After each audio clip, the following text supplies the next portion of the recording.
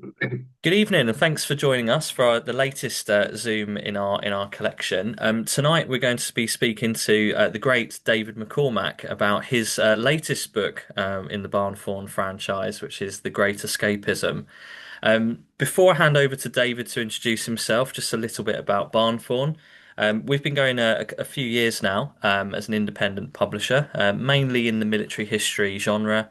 David was one of the first authors to jump across to our stable, and we generally we work with new time, first time authors, but we also work with seasoned veterans such as David as well. So yeah, if you've got your own idea for a book, or if you know someone that does, and it might be something of interest, then please get in touch. So yeah, over to you, David. Tell us a little bit about you. What's your personal, professional background? Well, what an introduction, if I may say so. Thank you for that, by the way. The check's in the post, actually.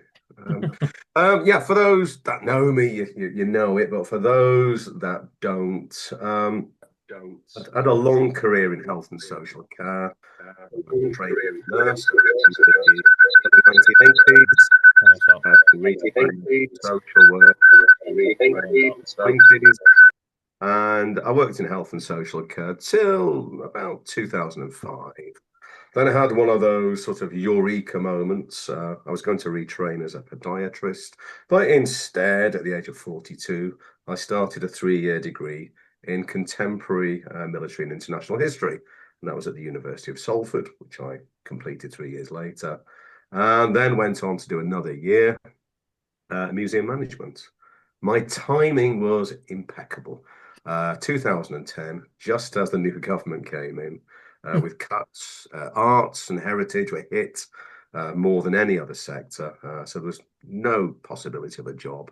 Although at the time I was still volunteering at the Museum of the Manchester Regiment. I'd started there on a placement the previous year. I ended up doing about 3 years there, and very enjoyable it was too. 2011, I started a home tutoring business, English and history. I still do that now, keeping it pretty busy. In fact, busier than ever at the moment. And the year after 2012, I started as a guide. I won't call myself a battlefield guide, I'm more of a historical guide. I started with Ledger, still with them. Had a couple of breaks, due to COVID, and for a year, I had a year out and I did heritage tours. But I've been back with Ledger now for the last 3 years, and I cover tours such as Rise and Fall of the Third Reich, the Holocaust tour, Air War Europe as well, Air War Europe, Dambusters, Colditz, The Great Escape, and for the last couple of years, the Peninsula War Tour. In terms of the writing, all started about 20 years ago now. I started with articles for the much loved, sadly defunct Armourer magazine. Must have done about a dozen articles for them. And then I got a little bit more sort of serious, if you like. I started writing for the International Academic Forum, based in Tokyo, to produce English language articles. I did things such as American Caesar, which was a story of Douglas MacArthur. I wrote a history of Japan at war as well. That sort of morphed into the first book, which was a history of Japan, 1931 to 1945. Led to more books, as it does do. I moved then to Germany. I've written 4 books about Berlin in total. Back to Japan for a book on Japanese tanks and armored warfare. Yes, they did practice armored warfare. And then I wrote a book on my friend's father, who was a conscript in the 14th Waffen Grenadier Division. So he was Ukrainian. And that then brought me over to Barnthorne a couple of years ago. And as Ashley said, I think I was one of the first, maybe 3 or 4 writers that came across. My first book for Barnthorne was Theodore Eicke, Himmler's political soldier. Basically, the man who developed the rule book, the doctrine for the concentration camp system, became the head of the concentration camp inspectorate, and later a fighting soldier. He commanded the 3rd SS Division, Totenkopf, killed in action in Russia February 1943. The latest book, The Great Escapism, and more about that, no doubt, in a moment. And we'll talk about, no doubt, the circumstances of how that book came about. Very different to what I've done before. Not so much, a book about great battles. This is more about the battles within people's minds, if you like, how they kept themselves occupied and how they express themselves, and in some cases, how they covered up escape activity. So there we go. So that's me in a nutshell. There you go. I've managed not to into a dissertation, but that's where we're up to at the moment. No, a very rich history. And yeah, I think you touched on something there. Is this is quite a different book for you? Do you have a preference around writing about, an individual like you did in the last book of Ica, or something more broad like this? Like, do you have a preference on that kind of thing? I think no preference as such, but because the book about Ica was a serious deep dive into an incredibly difficult person. I mean, we talked about him in September, didn't we, when we last did this? Someone who was argumentative, difficult, a difficult subordinate, but a doer. Plus, also, let's not forget his role in the concentration camp system. It made him interesting to write about, but also very difficult. I had to get close to him without getting too close. So therefore, it's important to stay objective. So in a way, I was determined that the next book wouldn't be a biography of a single person, if you like. And originally, the idea for The Great Escapism was going to be about theatre in general in Stalag Luft III. But I think quite early on, I realized that theatre is essentially about people.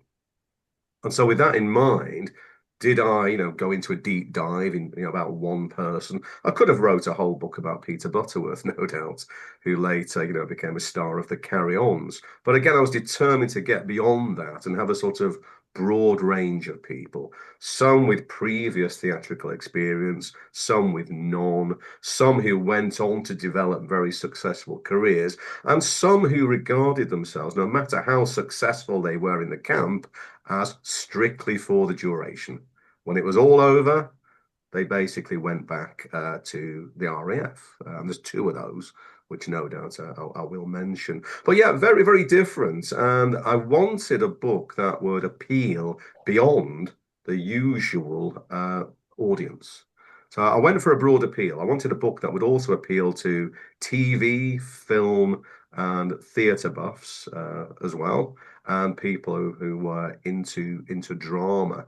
And I've got to say, the book took me off in some very interesting directions, one of which was the world of female impersonators. And I must admit, I could have written a whole book on that subject. It was absolutely fascinating. But no doubt more about that to come. Put it this way, my wife was very interested in my internet search history at the time. We had a lot of explaining to do. Yeah, yeah, a different level of concern to Yeah, Ica and all of that. that's Yeah. it. Yeah, but very different. But that's what I wanted. I wanted different. I wanted a new challenge, basically, to write another biography in the Ica style. I basically, I would have seen that as repetition. Even if it was a different character, the style would have been the same. This was a challenge, and I see the whole process as a creative challenge. And here was a chance, to get beyond the purely military side of things to actually be maybe more sort of artistic in my approach. Hence the layout of the book. It's not in chapters, it's in acts. There is an intermission in the middle. There is a finale at the end. So not your standard military history book, but that was the intention. It really was to be different and to appeal to a military audience, absolutely, but also to a much wider audience as well. Yeah, you've definitely done that. As I said, there's so many kind of little kind of rabbit warrens you can go down Mm. in the book itself, whether it be on an individual level or subject. So you've already kind of started to explain this, but for those that haven't seen the book yet, how would you summarize it? How's it kind of what's the premise of the book? Um, Basically, it is a book about people. I chose eight in total. It could have been 10, it could have been six. I went for eight for a sort of kind of symmetry. And I wanted a mix of those with experience, either as entertainers, although maybe those with a family history. For example, John Casson. Um, he was the son of Lewis Thorndike and sorry, Sybil Thorndike and Lewis Casson, both great stage actors in the 1920s. So it was in his blood from an early age. So I wanted some people like that, but I also wanted others who discovered a talent whilst behind the barbed wire. So a case in mind would be Cy Grant, who learned the guitar from an American POW, taught him a few basic jazz chords. Cy Grant later joined the camp jazz band, and he went on to become quite a successful entertainer both in the camp, and he had a very, very successful post-war career. But what I did want to look at in particular was people's motivations. Why go on stage? And the reasons are there's numerous. It could be self-expression. It could be simply a means to stave off boredom, because life in the camps wasn't necessarily how it appeared in some of those great films from the 1950s and 1960s, where it all looked a bit like Jolly Japes in the dorm, if you like an English boarding school. Life was grim, it was earnest, and for the most time, it was incredibly dull. And so the POWs, those people who really wanted to keep active, needed to find an outlet for their restless mental energy, but also their creative side. And let's not forget, this is a camp full of airmen. The RAF, particularly Bomber Command, a very technical service. It took the cream of British society. You had the grammar school kids, you had the young people from public schools. These are highly educated people. And so put these people behind the barbed wire, they're either going to fester or they're going to find ways to basically use their intelligence in both creative ways, but also in subversive ways as well. Because one thing when we look at theatre, yeah, it was used for expression, it was used for creative intent, but there was also a hidden side to it. It covered up for escape activities as well. A good example would be Roger Bushell. Doesn't feature, he's not one of the eight, but he's included in an appendix. Um, he put the German authorities to sleep, as he said. And one of the ways he did that was he studied for the part of Henry Higgins in a forthcoming production of Pygmalion. And so, of course, the German camp authorities thought, at last, he's settling down, he's given up on any ideas of escape. Um, Not the case, not the case. And so, yeah, people have different reasons for becoming performers. It can be, as a cover for escape activities, but in most cases, it was a genuine desire to not just entertain others, but to hone a craft that they already had. And in the camps, people were looking ahead to the future. It's amazing how many people took examinations behind the barbed wire. Those who went on stage, some of them were already looking to their future life and maybe a career on the stage and on the film. And it's often said, isn't it? If you're a rock band, you go to play at Glasgow Barrowlands because if you can survive there, you can survive anywhere because the crowd is, let us say, a little bit lively. For a theatre performer, if you can survive camp theatres where the audience wasn't always appreciative, by the way, you can survive anywhere. And what a great grounding that was for a future career. And these camp theatres, we can't think of them as sort of ramshackle amdrams. They were run on a very professional scale, if you like, and they took it incredibly seriously. So this was basically their version of rep. but a really good version of it, which provided them, with the experience they needed. And by the time, they got home, they were already seasoned performers, oven baked and ready to go, if you like. And some of them were picked up very, very quickly by promoters. In one case, Bobby Lomans, probably the greatest of all the female impersonators, turned down several big money contracts because he saw himself as strictly for the duration. And that's a key point because obviously, with the benefit of hindsight, we know what that duration was, but they Excellent. didn't. They No. didn't know how many theatre shows they were going to be putting on, or how long they'd be in these camps, and Yeah. indeed what the outlook was. So Yeah. yeah. So winding back a little bit, you talked about the kind of where I guess the contrast with the Ica book and the reason for picking Mm. something a bit different. But I guess specifically, how did you come by this subject? Like, where was the genesis of the idea in that sense? It wasn't planned. It wasn't planned. I was doing a tour, Herbal Europe, and it was day three. We weren't at the site of the Great Escape, by the way. It was a very different place. We were at Colditz Castle. We basically done the tour. A few people were still winding their way around, and I had to I think I'll just take a break. I'll be in the courtyard because that's where everybody can see me. So if anybody needs me, I'm there. One of the passengers came up to me, Steve, who you now know very well, and we just sat down on the bench. We got talking, and he was telling me about he's a collector, a great collector. And one of the things that he collects is POW paperwork. And he was telling me he had a large, and I do mean large collection of POW logbooks and journals. So these are all basically books that were sent out by the YMCA, and there's room in them for the prisoners to, to draw, to write. And most of the logbooks he's got were pretty full, to be honest. And so I said to him, the obvious question, being a writer, is, have these ever been published before? And he said, no, no. And of course, the next thing I was going to say is, well, strangely enough, I happen to know a few people who might be interested in this. And that was the genesis of it. But at that time, um, I really didn't know the full content of these other than what Steve had told me. So I went up to see him a few months later. Because originally it was going to be, a POW book. I was going to take the standard route. Let's look at, escape activities. But on seeing, one of the journals in particular, it was full of references to the camp theatre. There was a drawing of the camp theatre. I'd never seen one before.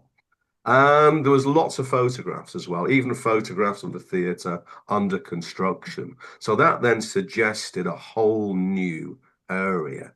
Now, I knew the theatre had been written about before, but never in a book that was dedicated to it. It was always part of a wider subject. And so, with that information, I thought, we've got something different here. Because again, I can't write a book on escapes at Stalag Luft III. How many times has that been done? There really is nothing left to say. But the theatre, absolutely plenty to say, particularly when some of the material that Steve presented me with was, the primary sources, never seen the light of day. They needed to see the light of day, and it was a story that needed to be told. The closer I delved into it, names kept coming up. There were names in the journals. I was on stage with Kenneth Mackintosh. Well, Kenneth Mackintosh, later a stalwart of the National Theatre, on stage with Peter Butterworth. So I thought, oh, here's my names. Here's my names. So it's going to have to be people that the readers would recognize with a story.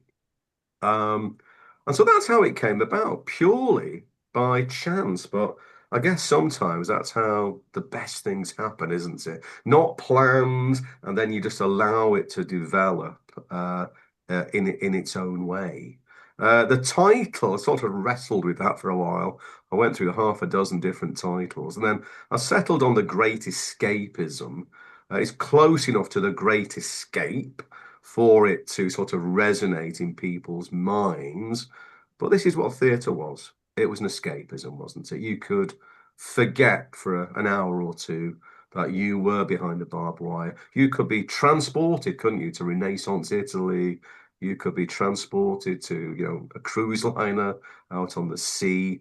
Pure escapism, but a different kind of escape. So that's how it really developed.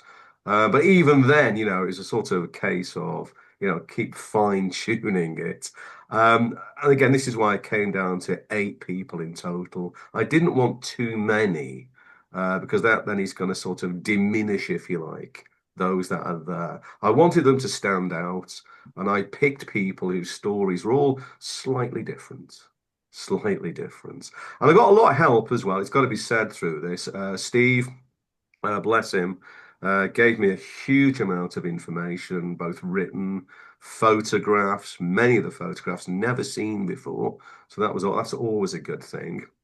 And then I also got help from another source. And one of the prisoners I wrote about was Alfie Fripp, who was Britain's longest serving POW. 12 camps in total, captured in October 39, was in the camps until May 45. And he just happened to be the nephew of Robert Fripp. So for those with a musical bent, as I have, guitarist with King Crimson, married to the delightful Toyah Willcox. So I got in touch with Robert. I've been a long-standing King Crimson fan for many decades, and he got in touch, bless him, and he offered me an archive of photographs. I think about half a dozen of them went into the book, and only last week he and his lovely wife showcased the book in the Upbeat Moments video, which they bring out every Saturday. So help comes through all sorts of sources, doesn't it? I often say ask, and it's amazing how helpful people are. They really are. Now, not everybody helps. I'm not going to mention names. I did write to the offspring of a few of the performers. Not everybody was forthcoming, but people are people, aren't they? And that's okay with me. I had enough information to go along. But it was interesting during the course of it. We're talking about Ica, don't get too close. I did, need to get close to some of these people. Some of them I came out with, an enhanced feeling of, wow, what a wonderful person this was. One in particular, it was the opposite. And I came out, I really don't like this guy. But that's the wonder of history, isn't it? We deal in the past, we deal in truths, but again, what is the truth? That's our interpretation of the past, isn't it? So other people may read that particular chapter and come out with a totally different appreciation of him. But that was mine. But that made it more interesting. If everybody was absolutely delightful, it would have been rather dull, to be honest. Mm. And stepping away from the people for a second, as fascinating as they are, obviously the place is so Mm. iconic, Stalag Luft III. So you've visited there many times in your profession. So for those that haven't been, at a kind of broad level, how would you describe it? Yeah, been there many times. Last 15 years. I'll be going there 3 times this year, in May for the first time. Um, it is now, of course, in Poland. You had the transfer of Silesia at the end of the war to Poland. So it used to be the town of Żargan.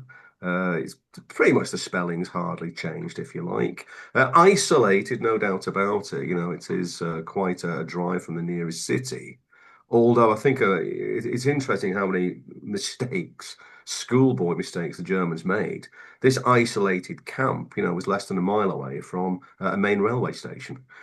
So not a very good idea if this is meant to be an escape-proof camp. The site is administered by the local authorities. They've done quite a good job. It's in 3 sections. You've got the museum. Museum was built in the 50s. Had a makeover a couple of years ago. The exhibitions are very, very good. Pretty much everything in the museum was found on site. So you've got a lot of artifacts there as well. Very, very informative. Plaques to several of the prisoners. I always point out Peter Butterworth's plaque. If somebody sees, is that the guy from the Carry On films? Say, yes, yes. So I talk about his career in Coastal Command and also his role as an MI5 operative as well behind the wire. So you've got the museum. A couple of years ago, they recreated one of the huts. It's meant to be Hut 104, but the recreated hut in the museum is not on the site of the North Compound. It's not where the Great Escape took place. Why? Well, part of that site is still there. So obviously you can't build a museum on top of it. So normally what we do is we visit the museum first, and when people have taken a look around the museum and the hut, back on the coach, it's about 6 or 7 minute drive then, and we're going into the pine forest. Now, pretty much, I guess everybody has watched the film The Great Escape. You look at the landscape, it's open, it's wide, it's hilly. Why? This is the Cold War. They couldn't shoot it behind the Iron Curtain. The Great Escape was shot in Bavaria. Jargan is very, very different. It's bleak in a way. Uh, Huge pine forests, and that's what you're going into when you go to the camp. We can actually drive up pretty much right up to the exit of Tunnel Harry. And what the authorities have done is they basically recreated the tunnel above ground. So you can walk the length of the tunnel past the two way stations, Leicester Square and Piccadilly Circus, right down to where Hut 104 was. So the outline of the hut is there, and we have the entrance to the tunnel. It's all pretty much done to scale, if you like. And you see how long this tunnel was, over 300 feet. The best part of, well underground to avoid the seismographic microphones.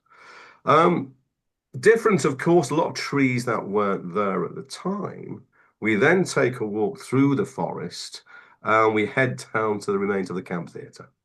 What you have left is you've got the foundations and you've got some of the brickwork.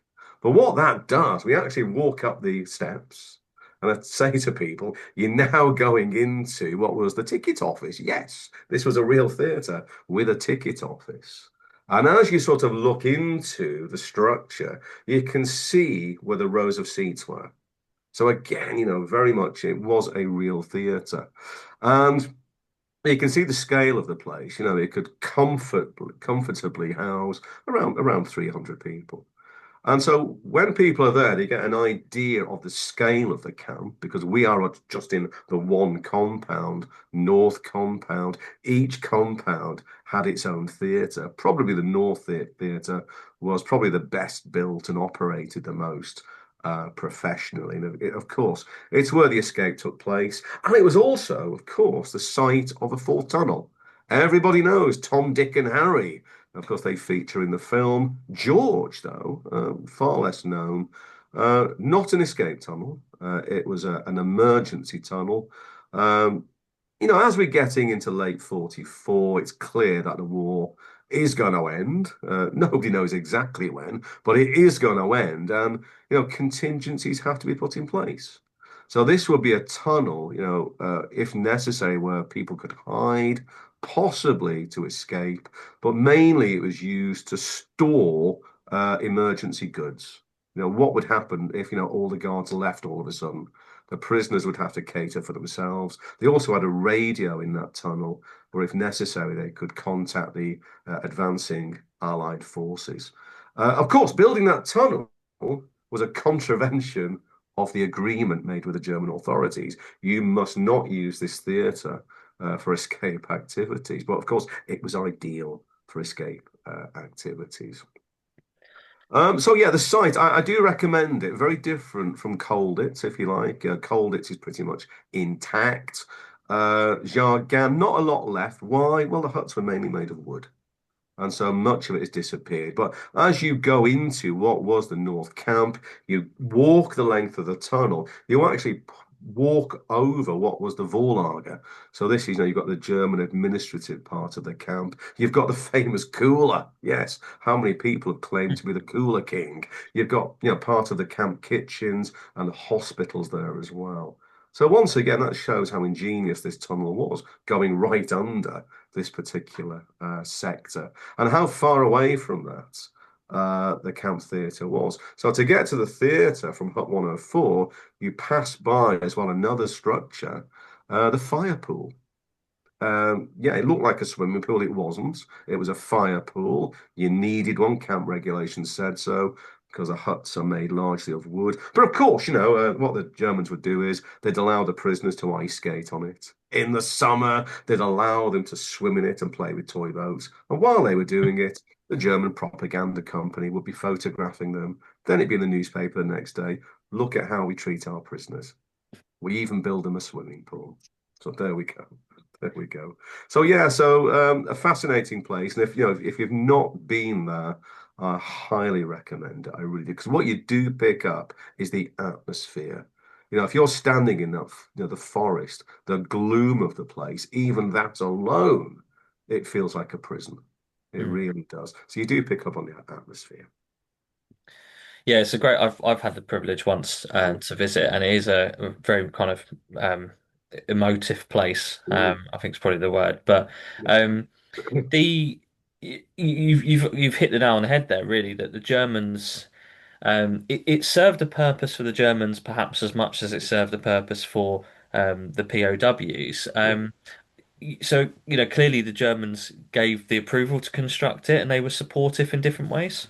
Very much so. It's in their interest, isn't it? Because again, as I said, these are young men. Again, not like in the films. You had actors in the 40s.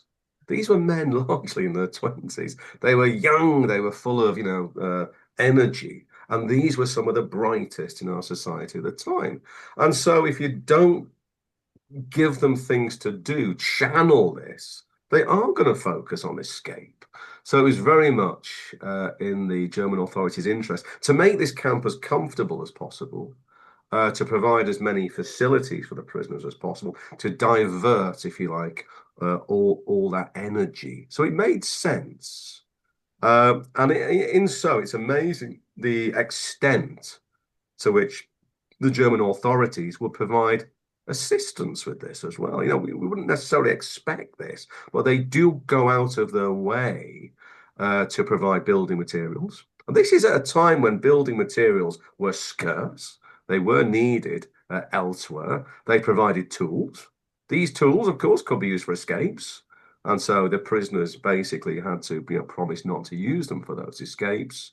And it's interesting that on many occasions, the German administration would they'd come and see the shows themselves because they needed diversion as well. And this is where the prisoners can get a little bit of fun in a way and get a little bit of payback. There was a very famous occasion or infamous occasion where a performance of The Merchant of Venice was being staged at Stalag Luft III. Alfie Fripp was involved in this. He played the part of Lancelot Gobbo.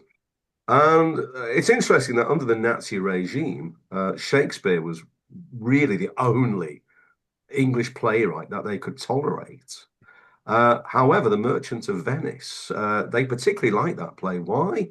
Well, Shylock, it puts the Jews in a particularly bad light, doesn't it? It stereotyped them. However, in this play, very subversive, they turn Shylock into a much more agreeable character. And during the play, the German guard and the commandant walked out. They did not stop the play though. They allowed it to carry on, which was interesting enough because they needed the theatre. They needed it. It provided distraction. So there's lots of things you can do, isn't this was sort of a group form of goon baiting, if you like, a sophisticated form of it. But to stage the plays, you had to do it properly. You needed theatre managers, you needed directors, you needed people who could provide good quality props, and above all, you need costumes. You need costumes. This couldn't be done. It's not fancy dress, and so it was done as professionally as possible. And again, with these, highly educated people, the knowledge, the experience was there. And it's amazing how many artists that you find in the camps. Peter Butterworth, he's known as an actor, also a very talented artist. And he designed quite a few of the stage sets for the plays and the theatrical reviews on site. You've also got tailors, costumiers who can design costumes to a very, very high professional standard. So the plays that were put on, many of the comments were, this is as good, if not better, than things we've seen in the West End. However, not everybody is universal, in their appreciation. It's a bit like today on Trustpilot, isn't it? You're always going to get one or two who say, "No, this was absolutely terrible." And no doubt some of the plays did have more of an amateurishness to them than others. It all depended on who the director was and the producer was at the time, it has to be said. And you mentioned that the props and the costumes. So Mm. obviously, while they created some of these, from scratch, basically, they also were loaned items, I believe. They were, yeah. Or you could actually place an order to have a costume made. A good example would be Bobby Loman's female impersonator. He actually drew his own costume designs, and he was allowed to send these designs to a costumier in Berlin who actually put this together. They created a three-piece costume, a headdress, a blouse and jacket, and a skirt. And they used very good materials. This included velvet, it included silk, very rare materials in wartime. But it was under the understanding that when the run of the play was over, it will be sent back again. So again, this is, basically the prisoners here, they give their parole. We're not going to use these materials. We're not going to convert them for escape purposes. And of course, the prisoners, they want their plays to continue. So it's in their interest to keep to the agreements. But it's quite remarkable that in wartime, where the camp authorities went to great lengths to enable the prisoners to get everything they needed and to produce a professional performance as possible. And some of Bobby Loman's designs, they were absolutely amazing. But again, it's another example of the talent that you had available in the camp. And because they sort of produce such good work, this then encourages the German authorities to take them seriously and to go even more out of their way to provide help. But yeah, quite remarkable. It really was. You've got some make do and mend. There's no doubt about it. Some things had to be made from scrap materials. You had some very good iron workers in the camp. They helped to construct lighting rigs. Of course, you've got the ubiquitous Red Cross parcels. Even the packaging, the wooden packaging, that could be converted into theatre seats, for example. The wrappers from some of the goods, tin foil had a million uses. Tin foil that was used again to help to create lighting. Really good stage lighting, for example. And so, yeah, it's a case of beg, borrow, occasionally steal. It has to be said. You've got to get your electrical wire from somewhere. But on the whole, the help was there and the encouragement was there all of the way. Indeed. So before we go into the characters, so we're gonna I don't think we're going through all of them, but we're gonna go through a few key kind of cast members, if you were. Mm. Um, but when I first saw what has turned out to be the back cover image for the book, I couldn't believe that Yeah, they were all men. yeah. It Yes. was very convincing. So what can you t tell us a bit more about that side of things? I'm just looking at it now, and it's the one sort of in the center, isn't it? Now, the image, it's not actually a stage production. This is an after production tea party. And the female impersonator in the middle is Bobby Lomans, who you'd call him a mimetic artist. He's not a drag artist. He's not a pantomime dame. There's lots of reasons why you have female performers. It can be for comedy, can't it? And in those instances, the female characteristics are caricatured, exaggerated. Lomans didn't do that. He really did take this incredibly seriously, designed his own costumes. He looked the part. However, what was interesting is between the runs of stage shows, he made sure that he cultivated a mustache. Why? He needed to remind people who he really was. And that was quite important because in other camps, I did mention some other female entertainers, particularly, I think it was Pinky Smith and Sugar Townley. In some camps, these female impersonators became objects of desire. They became camp pin-ups. I think Sugar Townley had thousands of photographs printed, and pretty much every POW had one by their bed. And so you sort of, we're getting near to crossing a line here, aren't we, between fantasy and sexual desire. And so I think Lomans was very careful that that line would never be crossed. However, a lot of the female impersonators, they didn't just act on stage. You had regular tea parties where they would play the parts. And again, they saw themselves as doing a job. These lads are a long, long way from home. They might be missing their girlfriend or wife. They might never have had a female relationship. And this is the closest they're going to get to it behind the wire. So, in a sense, they were doing uh, a service. There's a very long history of female impersonators in camps. You certainly had them during the Napoleonic era. British concert parties in the First World War, you had them. The Turks, especially, were very, very good at this and put on some very, very professional shows. So it does provide, again, an outlet, doesn't it, really? It really does in terms of creating a fantasy. Although not everybody was impressed. Cy Grant, who appears in the book, he had a very sort of strict church background, sorry. So he was very, very critical of the female impersonators. Some of them weren't as successful in others. Some looked like Frankie Howard in a frock and, weren't exactly objects of desire and did come across as comical. Bobby Lomans didn't. He sang, but he sang in a baritone voice. He didn't actually, put on a female voice, but he looked the part. So much so that just after the war, 50 prisoners put on a show in London at Stoll Theatre entitled Back Home. And it was basically a gig to support the Red Cross, basically a thank you to them.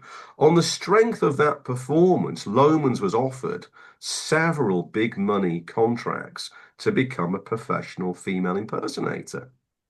Now, he'd married that month, July 1945, and he decided, well, no, this isn't for me. I was strictly for the duration. And he went back to the RAF. Then he joined the Belgian national airline, Sabena, and he ended his career by flying 747s across the Atlantic. So he had the chance. He could have been Danny LaRue. It could have been even better. His reputation in the camp was, everybody thought he was absolutely amazing and was destined to be a star. But he didn't want it. He just saw himself as this is my duty to entertain my fellow POWs, my duty to take their mind off the dreariness of this place for a short while. Let them dream. And if they want to, let them fantasize. It doesn't matter. It doesn't matter. So yeah, again, there's lots of reasons why people became female impersonators. There's lots of reasons why people enjoyed their performances. On the whole, it's got to be said they went down very well. You're always going to get a few detractors, loads of debates, of course. And I could have written a whole book on this easily, in fact, several volumes about, whether a female impersonator, what is it? Is it a caricature? Is it a faithful representation? Is it a man saying, well, actually, I'm a better woman than you are? You can really get into this. And there's been a lot I did get into the feminist perspective of this because I needed to see, how that tackled this particular angle. But it was one that I really wanted to look at. And to be honest, I found it the most fascinating of all. Um, And particularly the fact that, there was a career waiting for Bobby Lomans, and no, he turned it down. He turned it down. So he, I think, was probably for me one of the more interesting ones. Then let's have a look. We've got Rupert Davies. Um, he had a very successful post-war career. He was the first TV Maigret in the 1950s. And very successful he was too. But you've got to say, after that, his career was more sort of bit parts, mainly in film. Now, if anybody's seen, of course you will have, the 1970 film Waterloo, Christopher Plummer. Yeah. Well, Rupert Davies is in that. He plays Colonel Gordon.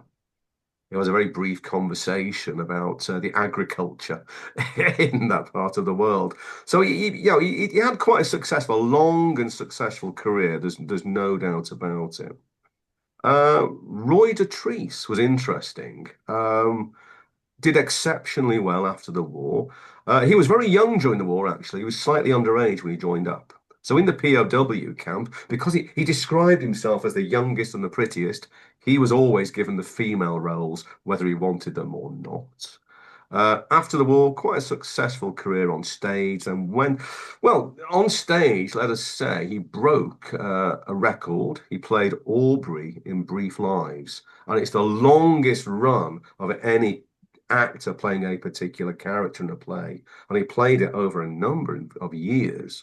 And then he went on to break another record. He voiced a lot of audiobooks. And he voiced the Game of Thrones audiobooks, where he provided the voices for 224 different characters. That is a world record. Um, Now, I said earlier on, there's one character that I really sort of, didn't like on a personal level, and that was Roy Dotrice. And that's because he appeared on This Is Your Life. It was in the mid 70s, and he was uh, playing, I think it was Commission Simerson or something like that, in Space 1999. So this is mid 70s. And he later gave an interview, which I transcribed, and he hated the experience. He said, they kept bringing people onto the stage that I didn't know. I had to pretend to know them. And he said the whole thing was incredibly tedious. And I thought, well, it's not particularly gentlemanly way to look at it, is it? I think perhaps he turned maybe into something of a lovey, maybe. I think one I do need to mention is Peter Butterworth. Um, Known for playing these sort of bumbling stroke timid characters, mainly in the Carry On films. Remarkable character, Fleet Air Arm. Very talented. His talents were spotted by MI9. And behind the wire, he was a code breaker. And his theatrical activities covered up for some of his MI9 activities. In the camp, he made a quick sort of partnership with Talbot Rothwell.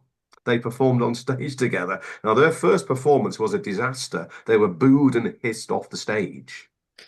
But it was a beginning. And Talbot Rothwell from 1964 wrote the Carry On scripts. Peter Butterworth, best known for the Carry Ons, but he's also known by Doctor Who fans. He was in an early series known as the Time Meddler, where he played the meddling monk. And it's one of the best loved of the early episodes because he basically plays himself. He's a Billy Bunterish, roguish character, but who, you sort of love. He's a villain, but, not an archetypal villain. Lots of smaller parts. He was always a jobbing actor, it's got to be said. He doesn't get the starring role, but very often he will steal the scenes. Carry On Up the Khyber, for example, Brother Belcher. He steals the scene, doesn't he? At the dinner table scene.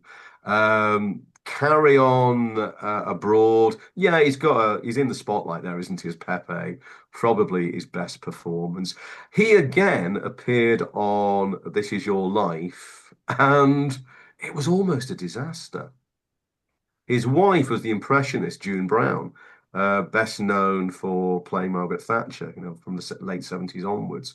And of course, you've got to keep the whole thing secret. It's got to be a secret. And he was starting to suspect.